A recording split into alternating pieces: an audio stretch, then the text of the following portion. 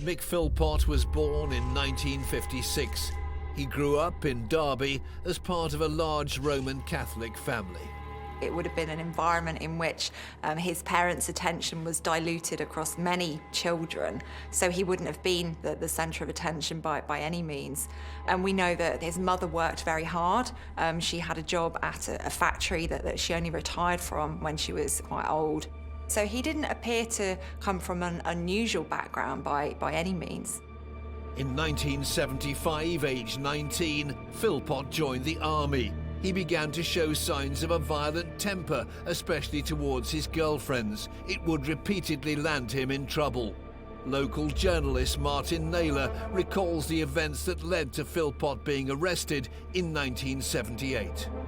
When Mick was a youngster, I think 19 or 20, maybe 21, he ended up with a conviction for attempted murder, for which he was sentenced to 7 years in prison. The story with that is that he had a girlfriend back in Derby. He was stationed wherever his regiment were. She'd had the temerity to send him a Dear John letter ending their relationship, so he decided to go AWOL from the army, rock up at her house in Derby and attack her with a knife. And then when her mother tried to intervene, he attacked the mother too. Despite his 7-year sentence for attempted murder and grievous bodily harm, Philpott served just over 3 years. He was released in 1981. From that point onwards, Philpott set about controlling every woman he had any contact with, and to do so in the most outrageous way. Those who knew Philpott were surprised to hear just how violent his past had been. Well, I know Mick can handle himself, so like if anyone was intimidating towards him, he wasn't afraid to pump his chest out and stand up to him and so forth. So I know he had quite a strong reaction when people kind of pushed him. The bit that shocked me was I didn't know that he tried to kill his ex-partner. After his release from prison, Philpott had a series of volatile relationships. In 1986, at the age of 30, he got married for the first time and fathered 2 sons and a daughter. He later had 2 more children with a teenage girlfriend and began to have several relationships simultaneously. By the time he was 50, Philpott had fathered a total of 17 children. This was a point at which Lisa had decided to take control, to take her children and to go to a women's refuge. And the key thing here is that Mick hadn't decided that that was okay. He was the one that decided when relationships were over. He was the one that decided what happened on a daily basis. So the fact that Lisa had betrayed him by taking that power away from him, it was only going to result in something really alarming in return.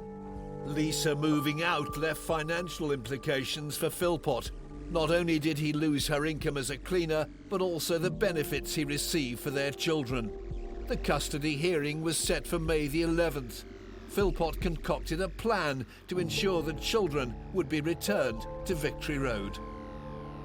Out of the vanity and arrogance of the man, together with his wife Mairead and Paul Mosley, the kind of live-in, sometime lover, they hatch a scheme to set fire to the house in Victory Road in an effort to provoke the council to give him a bigger house, but also to blame his mistress. She will not get the custody of the children. It is an extraordinary, bizarre plan. I think Mairead was very much under Mick Philpott's control at this point in time. I think he would have quite easily have talked her around into actually being a part of this. It was a badly devised plan. To me, what convinced him is his own stupidity. He was self-absorbed. He thought that he was the king. You know, he got all the girls he wanted and he could control them and everything. And maybe Philpott thought that he was that intelligent, that it was that easy to devise a plan that he could get back on the girl. So he probably sat down, wrote down the plan very quickly. This is what we're gonna do, right? Very easy.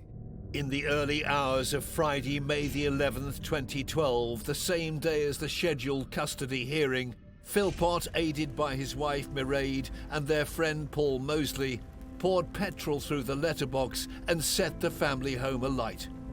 6 of Philpott's children were sleeping upstairs.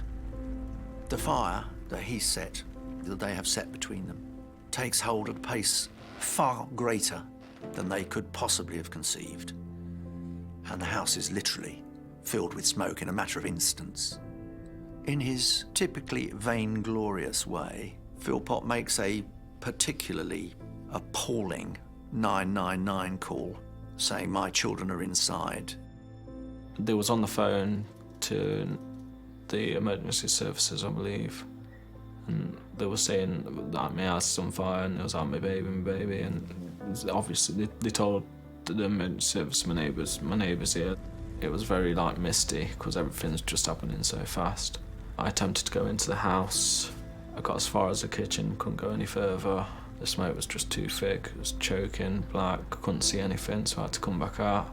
There was a ladders at the side going up to a window. I tried climbing up to there, and there was a ratchet in the window where Mick's been trying to smash in, I think, and there was smoke coming from that window. I then came back down the ladders and I climbed up onto a wooden frame, what he's been built in, onto his conservatory. The damage to the house is drastic, and there is no way that those poor 6 children could possibly have escaped. Smoke inhalation alone would have been deadly. I climbed up to the window, see if any windows were open. None of them were open. Then put one of the windows through with a wrench from the other window. I chucked it at the window. It smashed straight through. I then continued putting the window through with the pickaxe on the roof, smashing all the window up. I was about to climb into the property. Again, couldn't see nothing, couldn't hear nothing, and hear no screams. When the fire service arrived, the desperate attempts to save the children continued. The local press soon got wind of the unfolding drama on Victory Road. I was on the early shift on the morning of the fire, and I could hear that the news desk phone was ringing. So I made a bit of a dash for it. I grabbed the phone, and it was the on-duty police press officer. And she said to me, "We're just letting the local media know early that there's been a really big house fire in Allington and 5 kids are dead." Within about 5 or 10 minutes of knowing that it was in Victory Road, I phoned the local newsagent who I'd know because I'd done previous stories with him.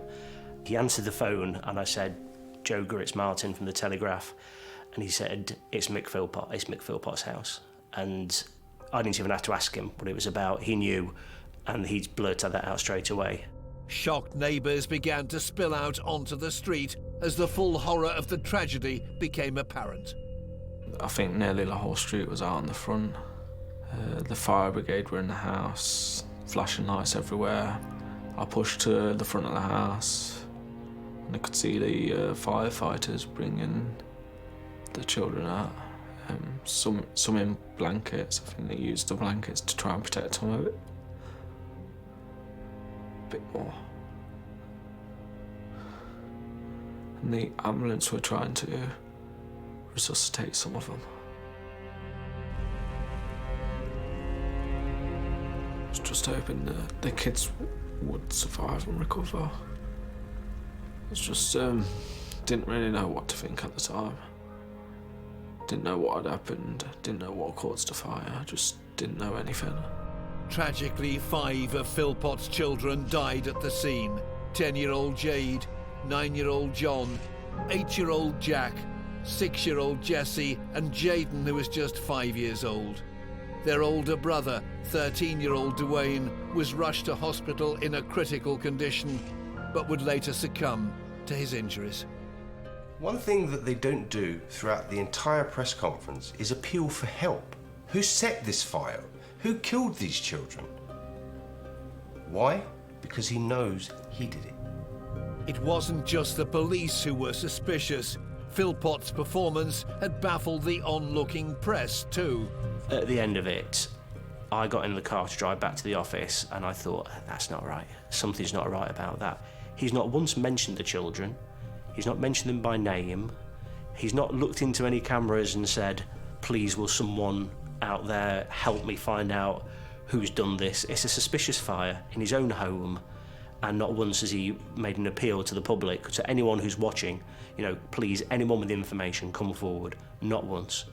So then I got back to the office, and as I walked in, I could see everyone was still stood around the TV, and we all looked at each other And that was the moment that we all knew, you know, something's wrong here.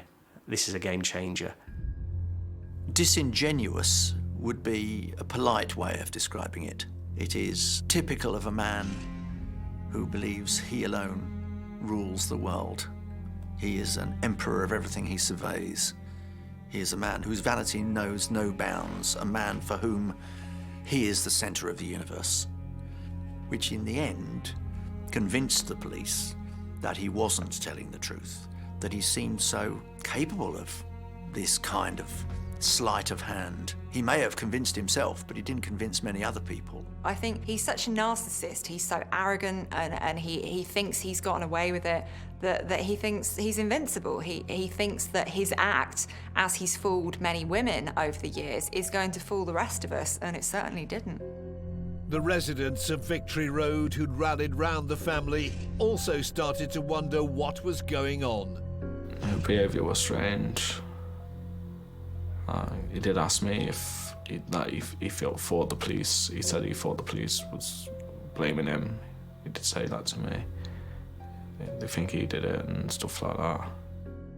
88 officers working on the case had taken over 5,000 statements from local residents, some of which suggested that the police themselves had made more of an effort to save the 6 children than the Philpotts. On May the 29th, 2012, 18 days after the fatal blaze, Mick Philpott and his wife Mairead were arrested on suspicion of murder.